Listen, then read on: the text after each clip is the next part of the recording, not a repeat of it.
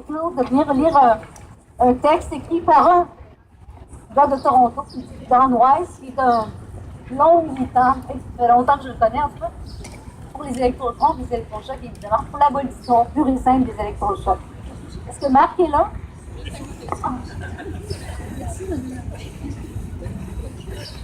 Bonjour. My name is Mark Eccles. I'm a survivor of psychiatry. This is written by Don. This is written by Don White. My name is Mark Eccles. I'm a survivor of psychiatry. I'm dedicated to Linda Andre, a courageous sister survivor and a freedom fighter, and all women who have resisted and survived electroshock. Wake up, everyone! It's Shock Day, every Monday, Wednesday, Friday, in Psycho Prison, Anarcha, where 67-year-old Elizabeth Ellis and her elder sister sit waiting in fear and silence, refusing to talk to the ageist and sexist Nazis in the white coats. Doctors who can't wait to re-traumatize oppressed women labeled depressed, bipolar, postpartum, obsessive-compulsive, catatonic, and schizophrenic before firing 400 volts into their aging and young brains, laid out helpless on sterile gurneys. Doctors who can't wait to perform electrical lobotomies. Doctors who can't wait to commit elder abuse. Doctors who can't wait to commit psychiatric assault. Doctors who can't wait to conspire with their sons, boyfriends, husbands, and fathers to lock up and shock wives, girlfriends, mothers, and grandmothers. Doctors who can't wait to traumatize and re-traumatize survivors of psychiatry. Doctors who can't wait to destroy brain cells, careers, and lives. Safe, effective, life-saving ECT, collateral damage in the name of mental health. Doctors who can't wait to silence voices of non-compliant patients and feminists. Doctors who can't wait to con health ministers to fund shock mills with big pharma research grants. Doctors who can't wait to lie to patients, families, lawyers, reporters, and editors. Lie about improvements and low recidivism rates to a disinterested and disconnected world, betrayed and brainwashed by Nazis in white coats who, like their brothers in Auschwitz, execute ACT and other deadly treatment. It's time to speak out, break our silence. It's time to rise up. It's time to stand up.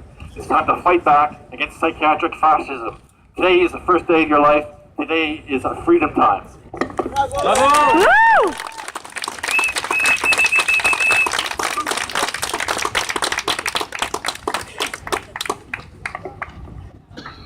Donc, pour ceux qui se demandent pourquoi j'étais émue tantôt, ben, c'est parce que c'est mon histoire, évidemment. Puis j'ai eu beaucoup d'électrochocs, puis bon, ça m'a fâchée, disons. Cette fois-ci, par contre, je suis vraiment en crise. Je vais vous dire, franchement, je suis très polie d'habitude, mais là, vraiment. En Irlande, il y a une jeune fille de 16 ans qui vit ce que moi je vis en ce moment. En ce moment même, là.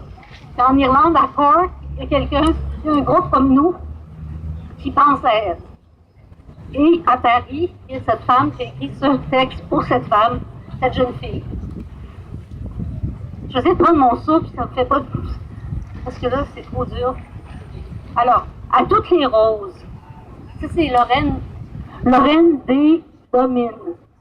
C'est une femme qui a écrit un livre sur son père, qui était schizophrène, qui ont diagnostiqué schizophrène, puis elle ne l'a pas pris non plus. Alors, elle a écrit un livre qui est disponible à Action Autonomie, de toute façon. Alors, Lorraine écrit pour cette jeune fille, à toutes les roses, à toutes les mères de la terre, belle rose à terre, tu quittes déjà cette terre, tu succombes à la violence de ceux qui pensent te soigner, alors qu'ils ne font que t'achever.